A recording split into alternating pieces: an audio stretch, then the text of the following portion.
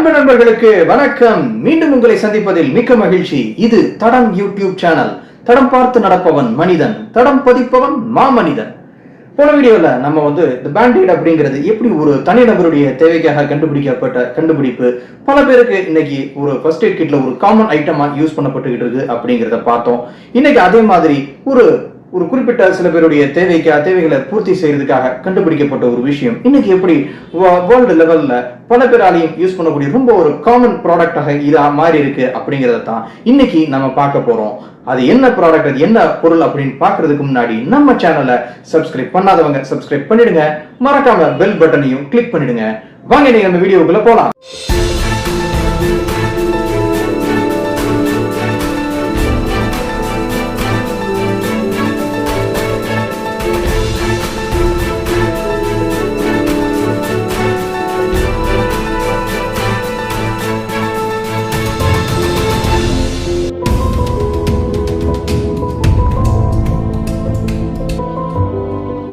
Sunglasses இன்னைக்கு சின்ன குழந்தையில இருந்து வயசானவங்க வரைக்கும் எல்லாரும் யூஸ் பண்ணக்கூடிய ஒரு காமனான ஒரு ப்ராடக்டா இருக்கு.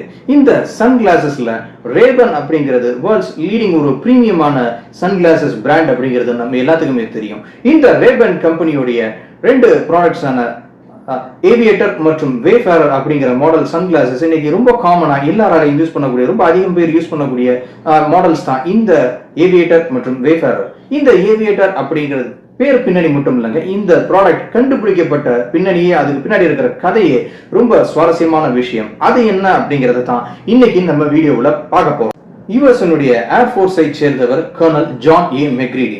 இவர் யுஎஸ் மெடிக்கல் எக்யூப்மெண்ட் தயாரிக்கக்கூடிய கம்பெனியான பாஸ்டன் லாம் அப்படிங்கிற கம்பெனி கூட சேர்ந்து ஒரு எக்ஸ்க்ளூசிவ் ப்ராடக்ட் டெவலப் பண்ற ஒரு ப்ராஜெக்ட்ல இருந்தார். அதாவது இவர் ஒரு ஏர்ஃபோர்ஸ் பைலட்டா இருந்ததுனால இந்த பைலட்ஸ் உடைய சங்கடங்கள், அவங்களுக்கு ஏற்படக்கூடிய சில சின்ன சின்ன சங்கடங்கள் இவருக்கு தெரியும். அதாவது இந்த பைலட்ஸ் ஃபிளைட் ஆப்ரேட் பண்ணும்போது அவங்களுக்கு அந்த ஸ்கைல இருந்து வரக்கூடிய இந்த ப்ளூ ஹியூஸ் ஒரு கிளியரான விஷன் இல்லாம ஒரு டிஸ்கிரிப்ஷன் கொடுக்கலாம்.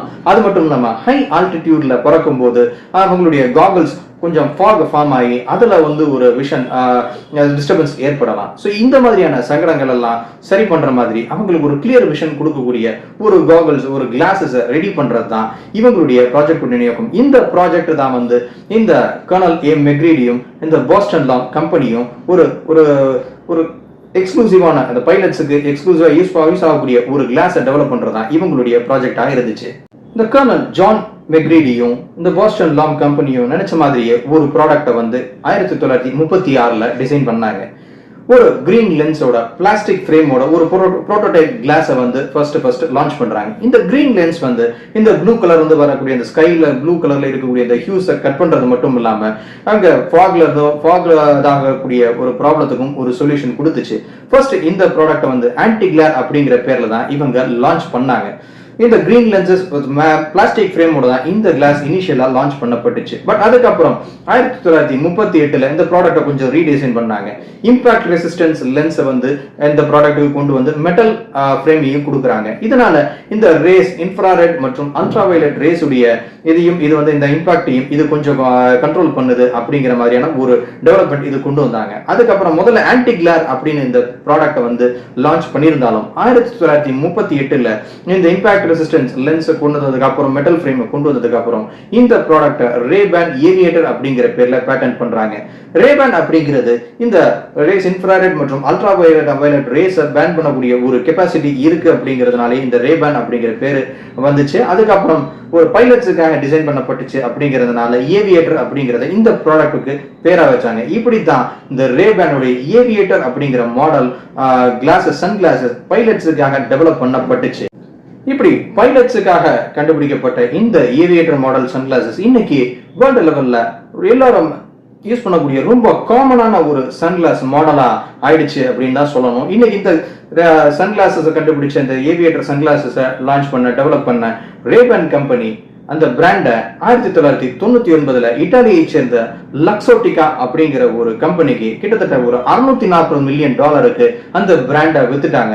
பட் இன்னைக்கும் இந்த ஏவியேட்டர் மற்றும் இந்த வேஃபேரர் அப்படிங்கிற இந்த ரேபனுடைய இந்த 2 பாப்புலரான சன்கிளாசஸ் எல்லாரும் ரொம்ப விரும்பி வாங்கக்கூடிய ஒரு ப்ராடக்டா இருக்கு. அது மட்டும் இல்லாம இந்த ஏவியேட்டர் மற்றும் இந்த வேஃபேரர் அப்படிங்கிறது பைலட்ஸுக்கு மட்டும் இல்லாம சாதாரண மக்களுக்கும் ஒரு ஸ்டைல் அண்ட் ஒரு கம்ஃபர்ட்டையும் கொடுக்கக்கூடிய ஒரு ப்ராடக்டா இன்னைக்கும் மார்க்கெட்ல இருந்துகிட்டே இருக்கு. இந்த வீடியோ உங்க எல்லாத்துக்கும் பிடிச்சிருக்கும்னு நினைக்கிறேன். இந்த பதிவை பற்றி உங்களுடைய கருத்துக்களை கமெண்ட் பண்ணுங்க. இந்த வீடியோ உங்களுக்கு பிடிச்சிருந்தா லைக் பண்ணுங்க, ஷேர் பண்ணுங்க, மறக்காம நம்ம சேனலை சப்ஸ்கிரைப் பண்ணிடுங்க. மீண்டும் இது போன்ற சுவையான ஒரு பதிவுல உங்களை சந்திக்கிறேன். அதுவரை உங்களிடமிருந்து விடைபெறுகிறேன். நன்றி, வணக்கம். தடம் பதிப்போம்.